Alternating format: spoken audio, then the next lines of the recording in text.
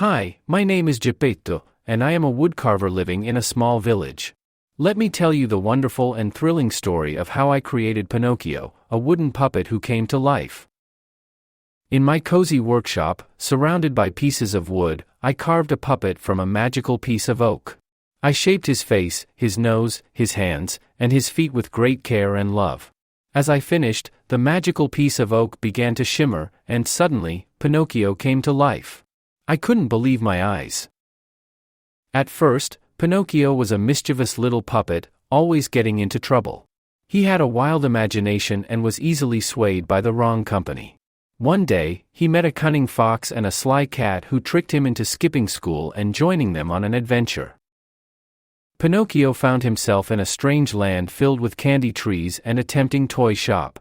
He couldn't resist their offers and ended up selling his schoolbooks for some delicious treats. However, the more he indulged, the sicker he became. His nose, which grew longer each time he lied, sprouted to an unbelievable length. But Pinocchio's adventure didn't end there. While trying to escape from a giant shark, Pinocchio discovered an enchanted sea creature, a beautiful blue fairy. She told him that in order to become a real boy, he must prove himself brave, truthful, and kind. With newfound determination, Pinocchio left behind his mischievous ways and embarked on a remarkable journey. Along the way, he encountered numerous obstacles, including a treacherous puppet show and a perilous circus.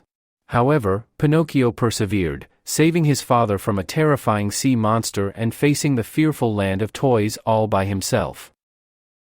In the end, Pinocchio proved his bravery, truthfulness, and kindness. The blue fairy kept her promise and transformed him into a real boy. Pinocchio and I were reunited, and I couldn't have been prouder of the kind-hearted boy he had become. This story reminds us all of the importance of honesty, bravery, and being kind to others. Pinocchio's journey teaches us that when we strive to do the right thing, we can overcome any obstacles that come our way.